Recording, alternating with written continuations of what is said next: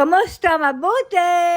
For today's video. For today's video, ay dito nga ulit kumain sa bahay ang apo ni Lola. Pero bago yan, ay magluluto nga sana ako nang biglang nawala ng tubig. Pupuntahan ko nga sana yung caretaker ng building dahil wala namang abiso na mawawala ng tubig. At paglabas ko nga nakita ko yan, may nag-aayos dyan sa kwarto ng metro ng tubig namin. At nang matapos nga ay nagkatubig din naman, kaya naman nagluto na din ako agad. Nagluto na nga ako ng patatas para sa gagawin ko na mashed potato at inilabas ko na din ang frozen na vegan hotdog at pakukuluan ko lamang yan sa tubig. 6 na piraso nga ang aking lulutuin at nagpasobra ako para kay Lola at Nilush. Gagawa nga din ako ng salad o salat ang tawag nila dito, kamatis at sibuyas lamang naman at paborito yan ng apo ni Lola. Bago nga pumunta dito ang apo ni Lola ay tinatanong muna niya kung gusto ditong kumain. Ganang pagkain nga ang gustong kainin ng apo ni Lola kapag pumupunta dito sa bahay at napakasimple nga lamang.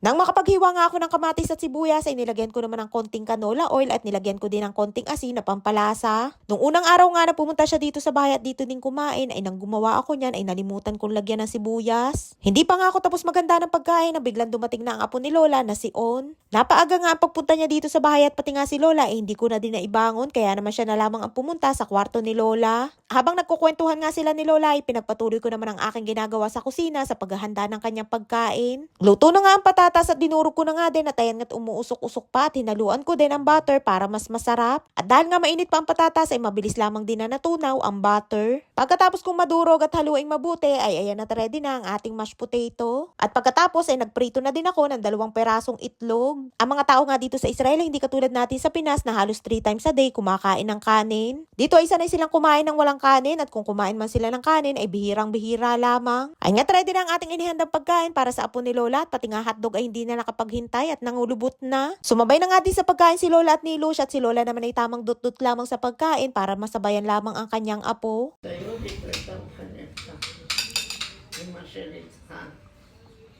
Ay nga't nananahimik si Nilush at busy sa pagkain. Pagkatapos nilang kumain at konting kwentuhan ay nagpahatid na din si Lola sa akin sa kanyang kwarto. Dahil nahihirapan na siyang umupo ng matagal at sumasakit din ang kanyang likod at bewang. Kaya naman bihirang-bihira din na pumupunta dyan sa sala si Lola at lagi lamang itong nakahiga sa kama.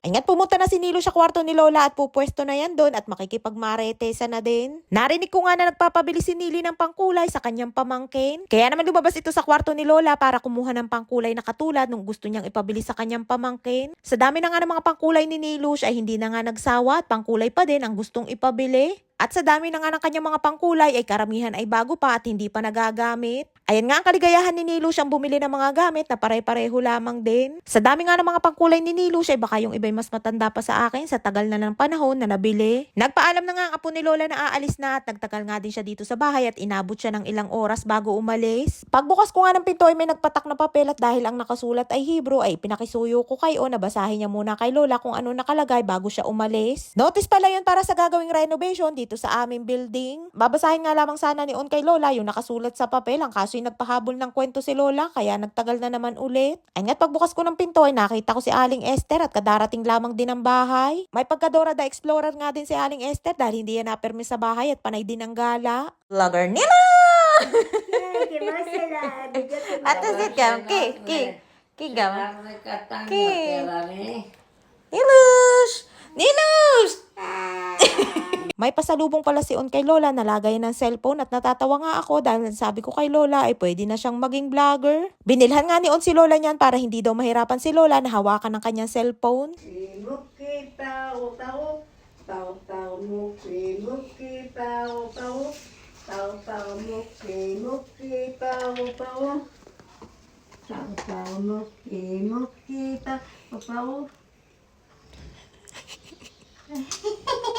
Babi itu kayak sedikit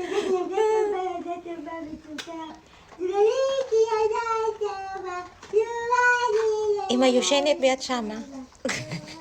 Ay nga't panay ang kanta ni Nilush ng Paro-Parong Bukid at nang silipin ko kung anong ginagawa, ayun pala'y naglalagay ng serum sa kanyang mukha. At wala nga kaalam-alam si Lola at kahit nga panay pa ang kanta ni Nili ay tulog na tulog si Lola. Muki, muki, paro, paro, paro, paro, muki, muki, paro. Ayan, ay kayan. Paro, paro, muki, muki, paro, paro, Ay siya, hanggang dito na lamang ating kwento for today's video. Maraming po salamat sa inyong support at laging panonood. Mag-ingat po kayo palagi. And please subscribe to my YouTube channel. Please follow and share. Salamat!